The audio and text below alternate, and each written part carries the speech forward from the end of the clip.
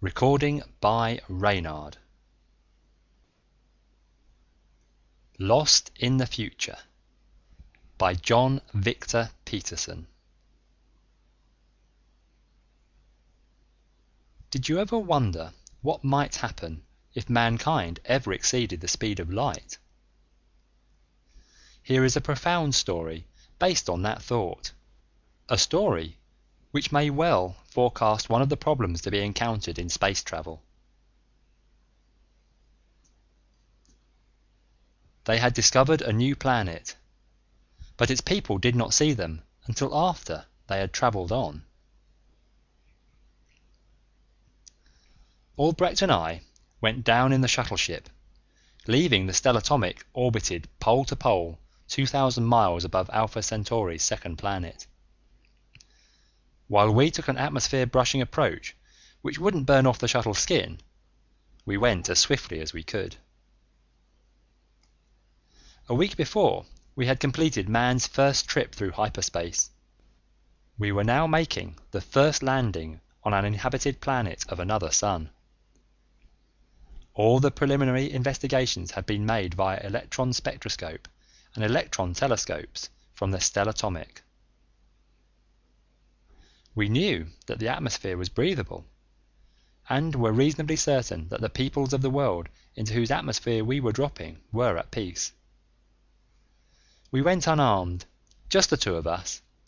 It might not be wise to go in force. We were silent, and I know that Harry Albrecht was as perplexed as I was over the fact that our all-wave receivers failed to pick up any signs of radio communication whatever. We had assumed that we would pick up signals of some type as soon as we had passed down through the unfamiliar planet's ionosphere. The scattered arrangement of the towering cities appeared to call for radio communications. The hundreds of atmosphere ships flashing along a system of airways between the cities seemed to indicate the existence of electronic navigational and landing aids. But perhaps the signals were all tightly beamed. We would know when we came lower. We dropped down into the airway levels, and still our receivers failed to pick up a signal of any sort. Not even a whisper of static. And strangely, our radar scopes failed to record even a blip from their atmosphere ships. "I guess it's our equipment, Harry," I said. "It just doesn't seem to function in this atmosphere. We'll have to put Edwards to work on it when we go back upstairs." We spotted an airport on the outskirts of a large city. The runways were laid out with the precision of Earth's finest. I put our ship's nose eastward on a runway and took it down fast through a lull in the atmosphere ship traffic. As we went down, I saw tiny buildings spotted on the field which surely housed electronic equipment, but our receivers remained silent. I taxied the shuttle up to an unloading ramp before the airport's terminal building, and I killed the drive. "Harry," I said, "if it weren't that their ships are so outlandishly stubby, and their buildings so outflung, we might as well be on Earth." "I agree, Captain. Strange, though, that they're not mobbing us. They couldn't take this delta-wing job for one of their ships." It was strange. I looked up at the observation ramp's occupants. People who, except for their bizarre dress, might well be of Earth, and saw no curiosity in the eyes that sometimes swept across our position. "Be that as it may, Harry, we certainly should cause a stir in these pressure suits. Let's go." We walked up to a dour-looking individual at a counter at the ramp's end. Clearing my throat, I said rather inanely, "Hello." But what does one say to an extrasolarian? I realized then that my voice seemed thunderous, that the only other sounds came from a distance. The city's noise, the atmosphere ship's engines on the horizon.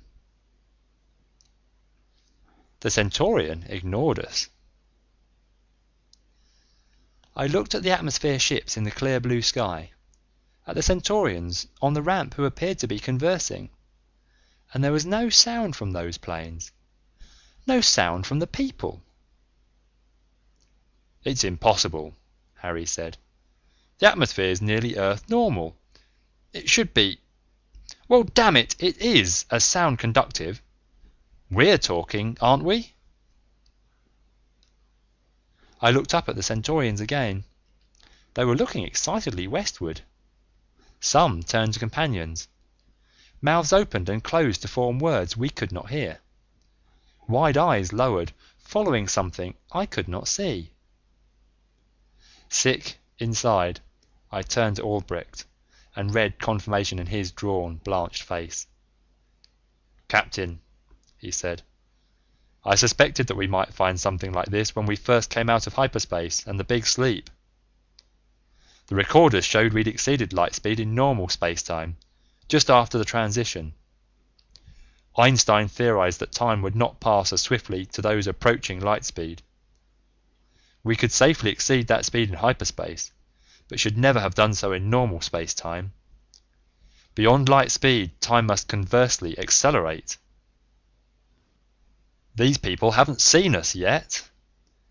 They certainly just observed our landing. As we suspected, they probably do have speech and radio, but we can't pick up either. We're seconds ahead of them in time, and we can't pick up from the past sounds of nearby origin or nearby signals radiated at light speed. They'll see and hear us soon, but we'll never receive an answer from them.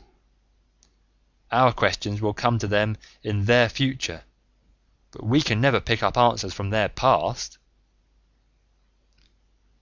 "Let's go, Harry," I said quickly. "Where?" he asked. "Where can we ever go that will be an improvement over this?" He was resigned. "Back into space," I said. "Back to circle this system at near light speed. The computers should be able to determine how long and how slow we'll have to fly to cancel this out. If not, we are truly and forever lost." End of Lost in the Future by John Victor Peterson.